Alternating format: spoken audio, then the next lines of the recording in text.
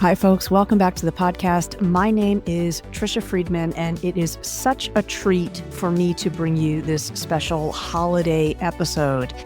In our home, it is not the holiday season without the Pentatonix Christmas albums playing on repeat. You may have heard of Pentatonix because they are a multi-platinum selling acapella group. Co-founder and Grammy winner Scott Hoyen is also somebody that you might know if you are a fan of Dancing with the Stars. This week, Scott Hoyen and his husband, Mark, are here to talk about their brand new innovative picture book. It is beautiful. It is gorgeous. It has just already sprung to the top of my favorite holiday reading list. It's entitled Fa La La La Family. And again, I just can't say enough good things about this book. So Scott and Mark are here to talk about their collaborative process, but also to talk to us about maybe the broader way we can be thinking about creativity in the classroom and in life. So without further ado, please welcome to the podcast, Scott and Mark.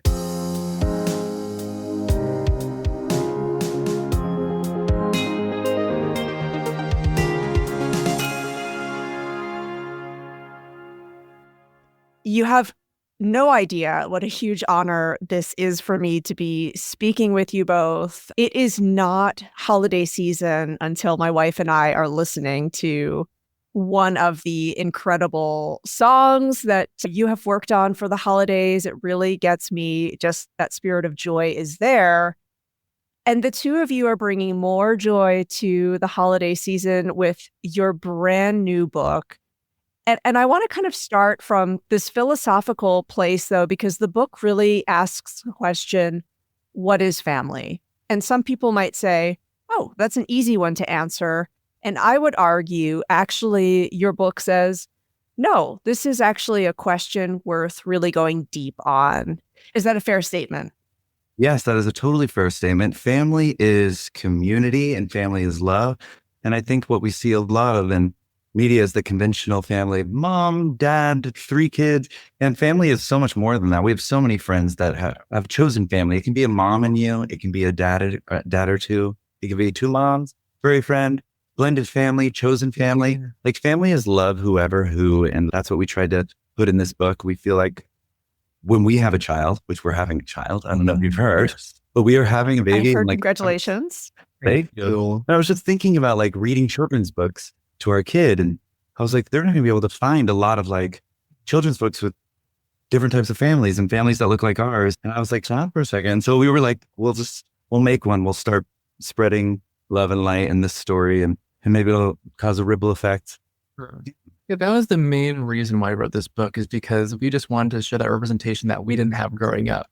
And when we have kids of our own, we want those stories that we can show them, show our grandchildren, and not only chosen families, blended families, all families, but also people of all different backgrounds. That's why in the book, we hopefully can teach kids how to say, I love you, or family, and all these ways to really show that there's so many beautiful people and cultures and types of family out there in the world that should be celebrated. And especially during the holidays when, the world is just full of love and joy and togetherness. Yeah. And I think that it's not just a lesson for children, but for the grown-ups reading the book to their kids, of course. I also feel like there's this more covert lesson in the book, and I'm really curious to get your take on this because as I'm reading through it, it's beautiful, and I'm thinking, wow, as you both have done so much in the world of music, and you've said, let's take that creative talent, skill set, drive, and apply it to this medium. And I'm wondering if there's also a lesson in saying, if you are a creative being, a creative entity, don't be restricted to just one genre or one form. Stretch yourself. Do you feel like that kind of resonates? We talk about this for an hour. I am super, super passionate about this. I think that all mediums of art is storytelling. I also think all human beings on earth are supposed to be creative and that we all are creative and it's a muscle. And creativity is like the seed that you let grow and it takes different shapes. And that's what's fun about it. And I think a lot of people get caught up in attaching their identity to a certain thing. No, this is what I do. I'm not creative. I don't do that. I don't make books. I don't write books. I don't sing. And it's, no, you can do all of it. And I have made that discovery, I feel like truly a few years ago, a huge thanks to Mark because he supports me at everything I do. And I was like, maybe we can write a book. Maybe I can dance. Maybe. And it's scary. It's vulnerable, but I think we're all capable of more than we realize. And like, we can all be multi-hyphenates and there's so many resources now to learn things. And like you hear stories about Everything Everywhere All at Once and won the Oscar. Yeah. This movie, the special effects team was like 8 guys who were watching YouTube tutorials. And I just love stories like that because like you really can do anything if you are passionate enough and you can hyper focus on it. And yeah, so I love that you mentioned that because I've wanted to rant about that for a while. True, because like when we were writing Fallout Family, the book, it also is a song. And after we wrote the song for the book, we were like, oh my gosh, let's make it a whole album. So we wrote a whole album worth of songs called My Family. And it's a collection of these songs that are for the whole family. And we were like, what's the sheet music? Let's reach out to our really good friends like Megan Trainor and Bela Fleck to be on this album. So I feel like creativity stems in such a way that you don't even realize where the inspiration is coming from until you're just doing it. Totally. That was our very first children's album we've ever made. We've written children's books together, but we've never made an album of songs together. But it happened so naturally because we were just inspired and we just flowed with what felt right to us and what inspired us. And that's what's made this whole experience even more magical. Yeah. And once you get in that flow, it's like almost like a relief. You stop obsessing over what is the right choice? What's the right direction? Am I making a mistake? You stop operating out of fear. And you just don't make the wrong choice, make the choice right. Or don't worry about the right choice, make the choice. Basically is like the theme. Mm-hmm. And it's just like a relief to be like, we're just going to go where the wind takes us, basically. Yeah. And it is one thing to say, we're going to go where the wind takes us if this had been a solitary creative endeavor, but the two of you have collaborated on so much. I am wondering if you can give us some advice. My experience has been when you're collaborating with people close to you, it can add a complexity that's not there if you're doing something collaborative. And your relationship, you don't have a more close, creative, collaborative relationship than, a couple. I'm wondering if in your journey across the timeline of working on things together, there are lessons now that you're saying, hey, if you're going to try to do something creative with someone you love, here's some words of wisdom. Totally. I love that question. And I've experienced both sides of it. I think the main thing is kindness and communication and like really making sure the other person feels heard and seen. Every single idea, someone says an idea that you absolutely do not like. You might as well try it and explore it because I've learned the best ideas come from an idea that stems from that idea that you didn't like. And so it's yes and yes. And I feel like when we started working on things together and we started dating, that's both of our style. And it just clicked in a way because it was like, oh yeah, let's try that. Let's try that. Let's try that. And then when we both get really excited and something kind of forms from these amalgamation of ideas, that's the magic. And like, it's such a beautiful thing when you find that. And then that's, I think, why we're so creative all the time. We're like, let's make books, let's make this. Because it's so fun to work together and it's energizing instead of draining. And yeah, it's such a contrast from I'll work on something else and there's constant decisions being made out of fear. And no, that would never work. That would never work. And I'm always like, it could work. You never know. No, we feel super, super lucky and fortunate that our creativity together just feels like play. Like everything that we do together just feels endless opportunities that could happen at any moment. So writing books, that was just a single moment in time where we had this one life moment where it inspired our first book. And we were like, oh my gosh, let's write a children's book. And we became so obsessed with it and thinking about it, making Post-it notes, and putting them on a piece of paper, like, hey, put up this page. So it really just comes from a place of just love and joy. And at the end of the day, but creativity together. Being obsessed, following what you're obsessed with. Exactly. Yeah. Exactly.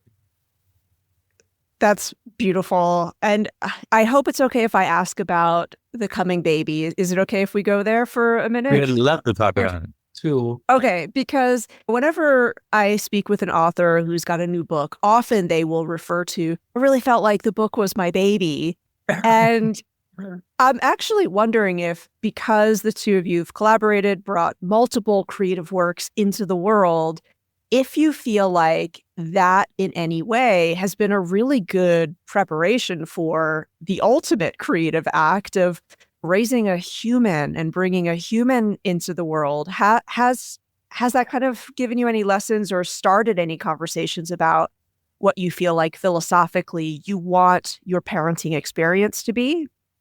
Yeah, I think it's all of it. I think working on these books together, like how we communicate and how we are creative and how we problem solve. Art making is problem solving, and it's been really effortless and flowed really beautifully. So that's been one thing. But then also like we've owned 3 dogs together. We have, this is a dark story, but it was a moment where I really felt like we were going to be able to parent together. But one of our dogs sadly got really sick, and we worked so hard to get that dog healthy. We were flying to different states and we were on the phone and I was emailing people. We were just both really dedicated and we locked in immediately to solve this really dark thing.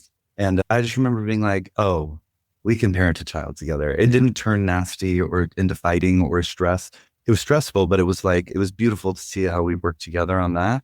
And I think it's all of it. Our ability to be creative together. We are obsessed. We just spend every second together. And then like our ability to go through dark things together.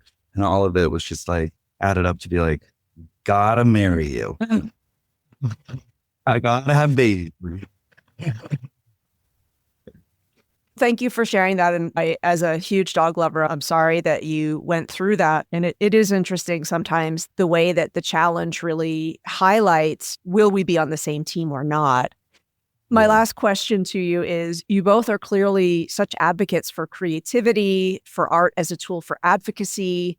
And you hinted towards this earlier, that sometimes people receive this message of, I'm not an artist, I can't be creative. And that actually, there's just a real benefit and maybe even a necessity to engage yourself in creative work. And I wonder, I'm going to put money down, that's something that you would like your child, your soon-to-be child, to experience.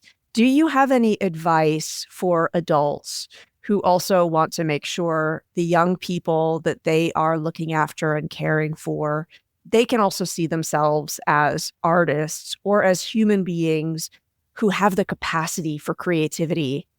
Any guidance for them? I love that question. I'm talking a lot, but it's really everything. I feel like creativity is more than just art.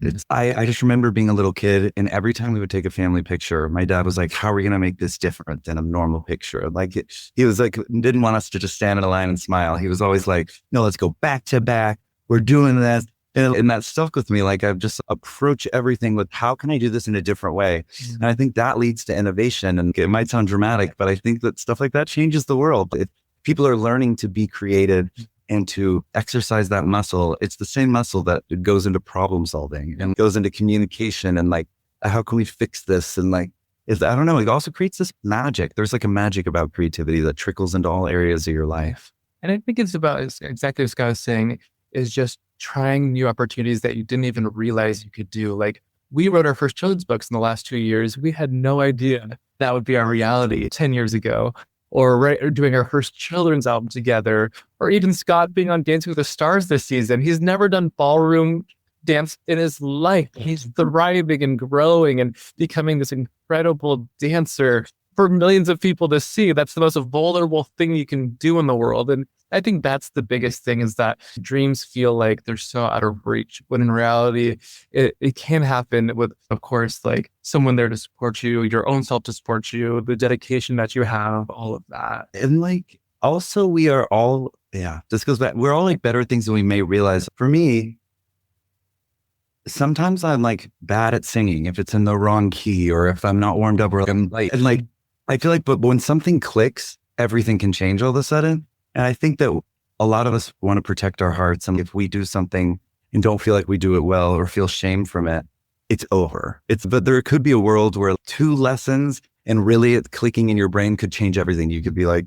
so I just like always encourage, and we want to encourage our children and stuff to like really follow what they love and give it time and give it care. You never know what it could lead to. I think about our wedding when we like having a wedding was like exciting to me, but also anxiety inducing. It's a lot of pressure. It really, like, I was like, if we're going to do a big wedding, let's do the biggest wedding ever and have it be a show and go like full out. And like, we had so much fun collaborating on that together. And I'm pretty sure that wedding is what led to Dancing with the Stars, because I did like a dance on it. And like, you just never know what leads to what. And so that's my tangent. I love that, because I think that message in there about patience as a core recipe to this too, and just an openness and a willingness to be surprised. I have no doubt, listeners, we will continue to be surprised by the collaborative acts that the two of you take on. Thank you so much for this new book. It really, I was reading it, and at the time, months away from Christmas, but it really gave me that like holiday magic experience. And this is just like a little fun fact that I will leave you with, but every year I'm in the city of Ottawa, and I am one of the few people who still checks CDs out of the library. Oh my God. I love that. But the run on Pentatonix Christmas CD albums, like there is already a queue of 60 library patrons. Yes, it is like, it is the hot ticket in town at the library. So I know that is like it's probably the least exciting of all of your fame moments. It's honestly full circle. I feel like that is so chic and cool that you do that. I'm obsessed with that. That's cool. No doubt your library would love to have you there. Oh, love to. Thank you for a beautiful conversation. Yeah, no, seriously. I was like, can we be friends? I just peed my pants. So thank you for that. That's probably a great place for me to end it. But seriously, thank you. The book is magical. I just love the gift that you have given people, readers of all ages with this. It's a stunning work. So thank you so much. It means so the world. It means the world. The world, we love you. Thank you.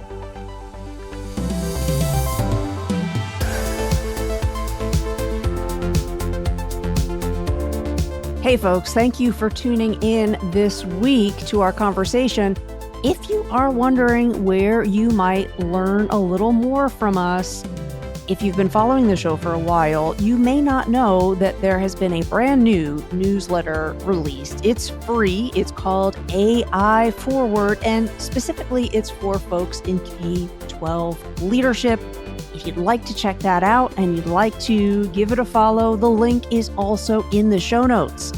Also, if you've got requests, you've got questions for the podcast or for the newsletter, our email address is there as well. We love hearing from listeners. See you again next week. Hey there, dedicated listener. If you've made it this far, we know you're passionate about shifting the way education works. And Tricia and I appreciate you. If you loved what you heard today, we'd be so grateful if you could take a moment to rate and review Shifting Schools wherever you listen to podcasts. Those ratings help us reach even more educators just like you.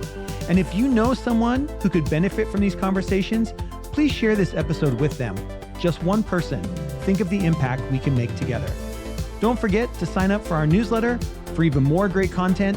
And if you haven't already, join us at Camp Shifting Schools, where the conversations keep going long after the podcast end. Thank you for being a part of this journey, and thank you for being part of Shifting Schools. Folks, thank you for making it to the end of the episode. We are going to wrap things up with the accompanying song that goes with this beautiful book.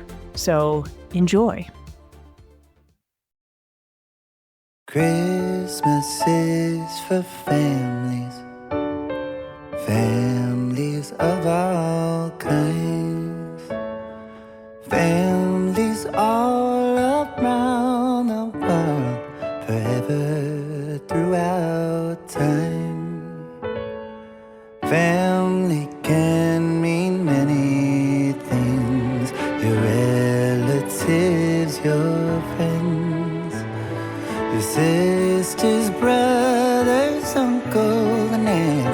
all cozied up and staying in. Can you feel the Christmas spirit when you hear the harmony? That's the sound of celebration and cheer. And fa la la la la la, fa la la la la, family.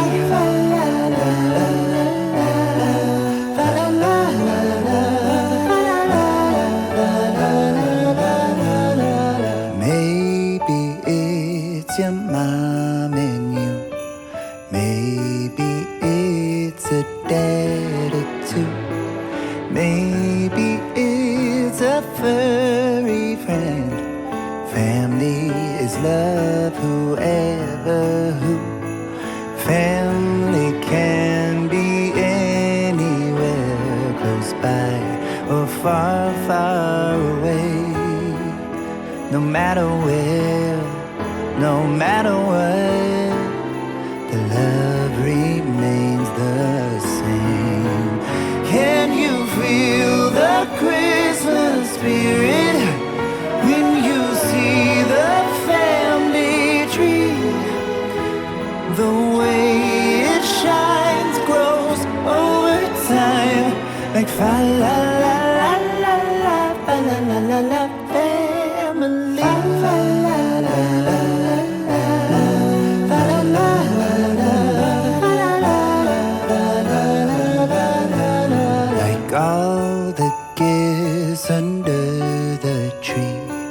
Family can be anything, whether big or small, long, short or tall. Family's the greatest gift of all. So hold on to the memories, they last forever and ever. You will keep them in your heart when your family can't be together. Can you feel the Christmas spirit when you hold your kinfolk close? If you love them so, then let them know you la la la la la la la la la love your family.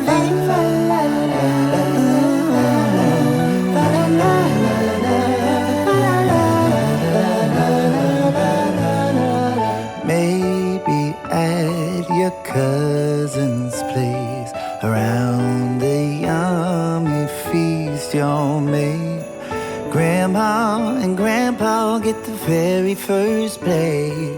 For they're why we're all here today. Family said in many ways, familia, familia, usafo, ohana. Whatever the language, the love never changes. I love you, te amo, mahal kita. Can you feel the Christmas spirit as the sun begins to set? Though the kids protest, it's time for bed. Good night to the fa la la fa la la la la family. Fa la la la la la fa la la la la. As the clock strikes 12, say good night to Christmas Eve. Maybe sneak down to the Christmas tree and take just one little peek. And if you see a man in red with a cap upon his head, well, you can call him Santa, or better yet, call him fa la la la la la, fa la la la la, family.